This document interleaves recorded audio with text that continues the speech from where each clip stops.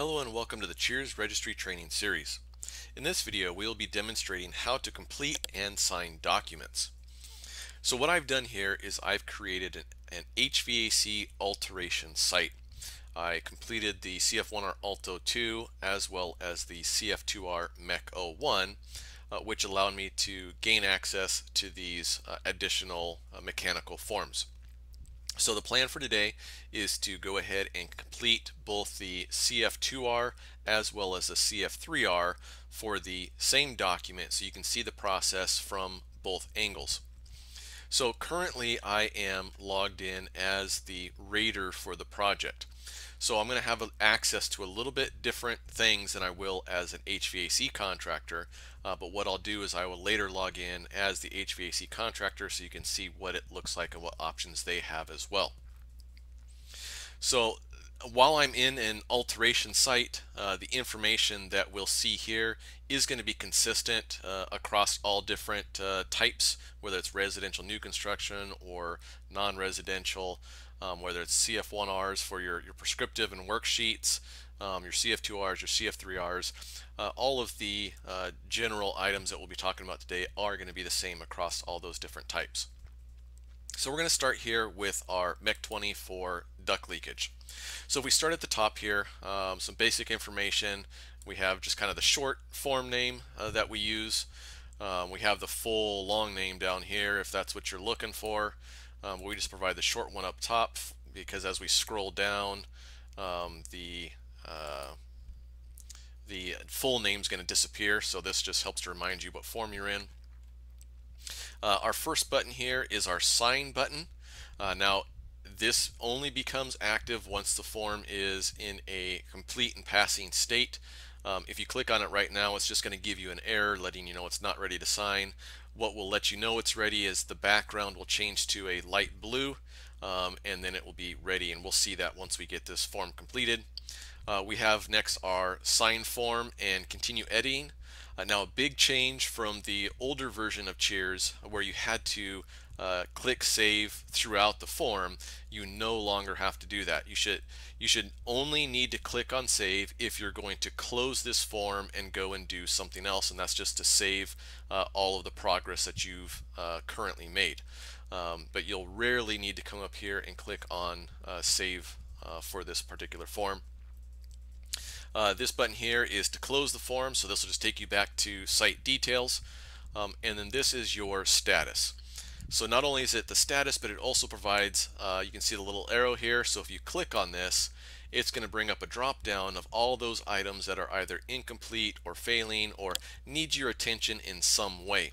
So we can see that this one is incomplete, and it shows that there's two items here that need our attention. We need to provide some kind of data for it, and then it gives us an overall account of the system. It's failing the duct leakage test. All these forms default to a failing state when you first open them, so you're going to need to provide enough data so that it can recalculate and show that it is in a passing state.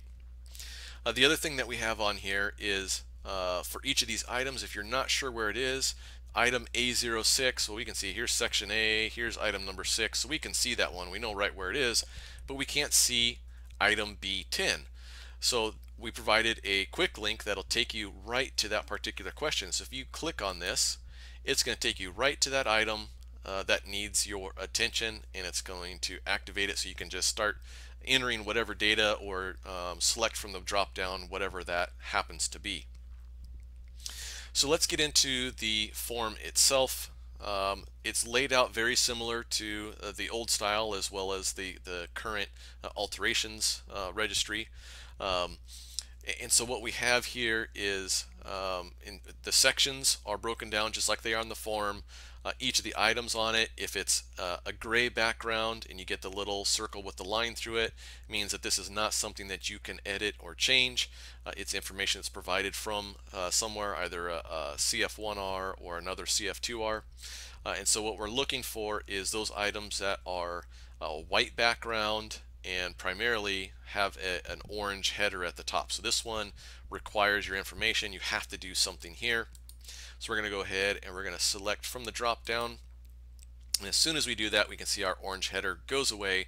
That means that our selection that we made is acceptable to the system, and you can move on. So we'll want to move down, and we don't see any more orange here, but we see a lot of white backgrounds. So these ones are pre-populated with data from another source, whether again it's the CF1R or the MEC01.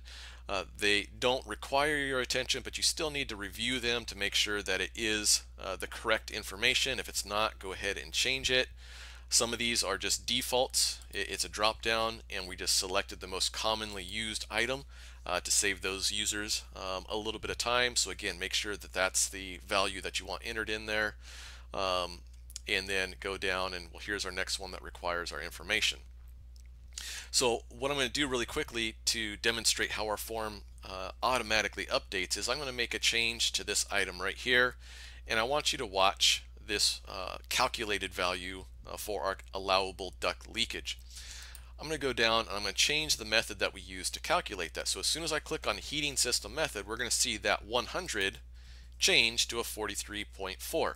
Now in the old CHEERS registry, you would have to click save in order to see that change made. This one here, as soon as you make the change, it automatically updates, so you don't have to click that save any longer. Same thing as if I click in here and I enter my test result. If I either click somewhere else on the form, or if I hit my tab button, which a lot of you will use your tab to work your way through the forms, as soon as I tab out of that one, it's going to automatically update. My compliance statement updated, and if we look at the top here, it's now changed to a green pass, and there's my light blue background for my signature. So this is going to be the way that all of our forms are going to function. Now each form requires a little bit different data in different spots, but this is the basic way that you're going to work through this. So let's take a quick look here at what options I have as a rater trying to sign a CF2R document. So I'm going to click on sign, and that's going to take it to the signature option. Now this particular CHEERS rater has signature authority for this contractor. So because of that, I can sign as the responsible person by selecting the HVAC contractor's name from the list. And so if I click on one of the two sign options, the CHEERS rater will be on the document as the document author, and the HVAC contractor I have listed there will be listed as the responsible person. If I don't have signature authority, then it will only allow me to sign as the document author. If I have signature authority, but I don't want to sign as the responsible person for that one, and I only want to sign as the document author, then I'll go ahead and I'll click on that, and that brings me to a couple of new options. If all I want to do is sign as a document author and move on, I just leave these blank. I don't touch them. I just click on one of my sign options here, and I move on, and it'll just apply my signature as the document author. The options that I have here allows a responsible signer to enter their username. So if they're next to you, you're on a job site and the contractor's there and you want them to sign, you go down here, you select their username from the list, they enter their password, and then you go ahead and click on one of the sign options here, and it will apply your signature as a document author, their signature as a responsible party. The other option is if they're not there, but you want to notify them, you can select them from the list. Again, these are users that are members of the project of the site. You select from the list, again, click on one of our sign options, and it will send them an email letting them know that they have been assigned as the responsible party for this particular document, and then they can come in and sign that document. So if you don't want these options, you just want to go back and no, actually I'm going to go ahead and I'm going to sign and apply them as the document author so we can see what that looks like for them. So I'm going to click on sign and close. We also have sign in next, and I'll demonstrate that on the next form. So we click on sign and close. What it's going to do is it's going to take us right back to site details, and we can see now that the colors changed. We can see that this form has been assigned, so that means that another user needs to come in and do something with this document. And then we have our other options here, our replace option, our delete option, and then our assignment management tool.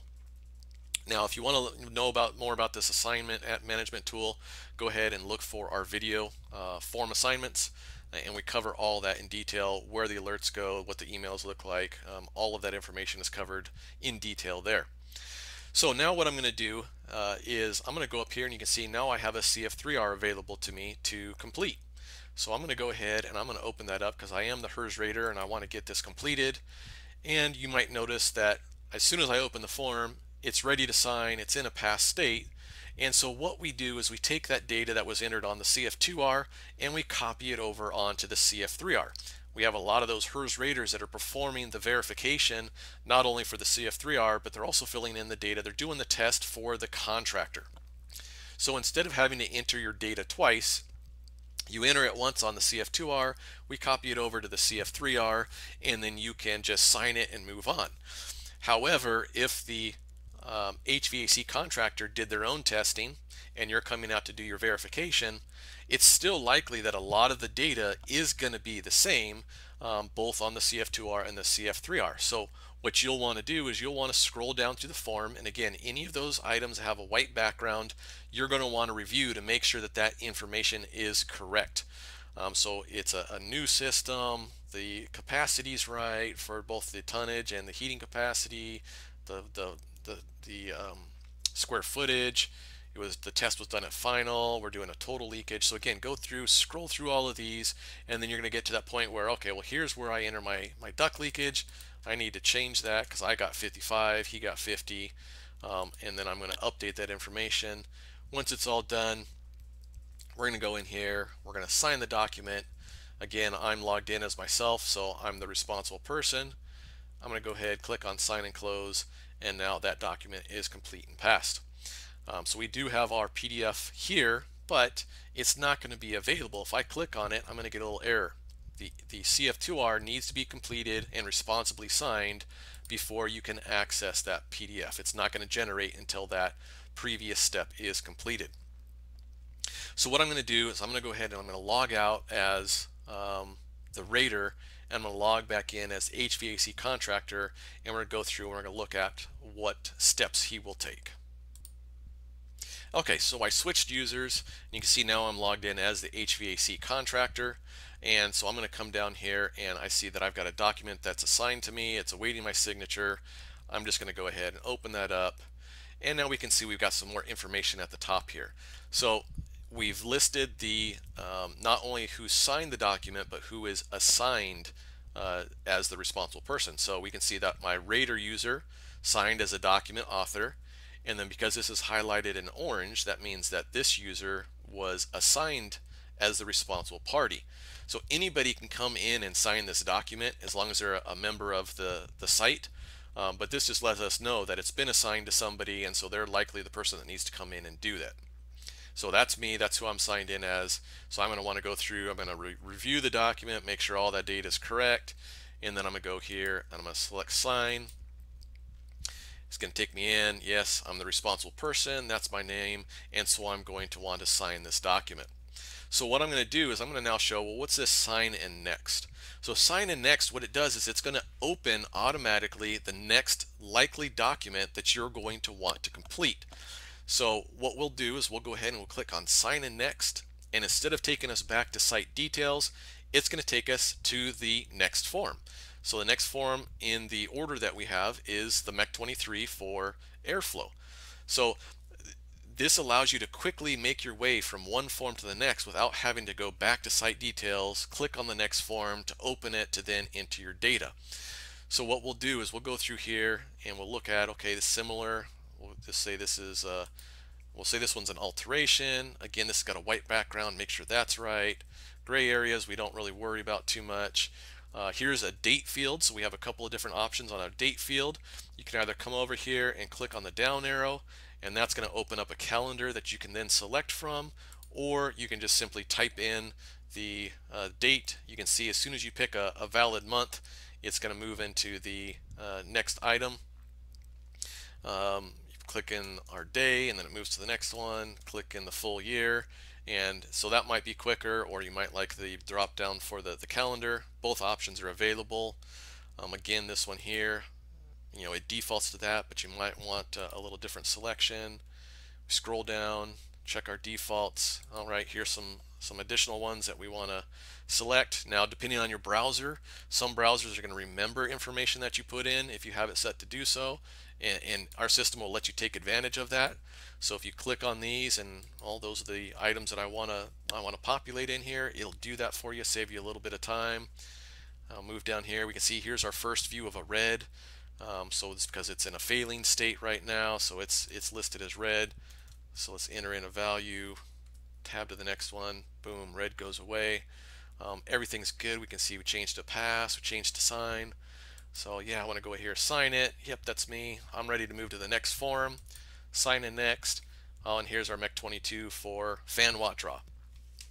So while this order of forms may not be perfect for what you want, it should be really close to the order in which you want to complete these. Obviously, the MEC22 needs data from the MEC23, so we have it follow it. Same thing, the MEC25, it requires data from the MEC23, so it also follows. So we try to be smart about the order that we provided. If it works, great. If not, you can always just do sign and close, and that'll just take you back here to site details, and then you can select the next form that you want to fill out from that list. So that pretty much brings us to the end of how to complete and sign documents. There's a lot of functionality there. We try to make it easy for you to work through and notify different users of tasks that need to be taken care of. So, you know, if you want additional information on assignments, as I mentioned, go through and look for the video that's form assignments. We cover that in a lot more detail. Or if you're going through a specific form and you just have questions, you not sure what to put there, feel free to reach out to us. Give us a phone call, shoot us an email, and we'd be more than happy to assist you with your particular item. So that's the end of our how to complete and sign documents. Thank you for watching. Look out for our other videos and enjoy the rest of your day.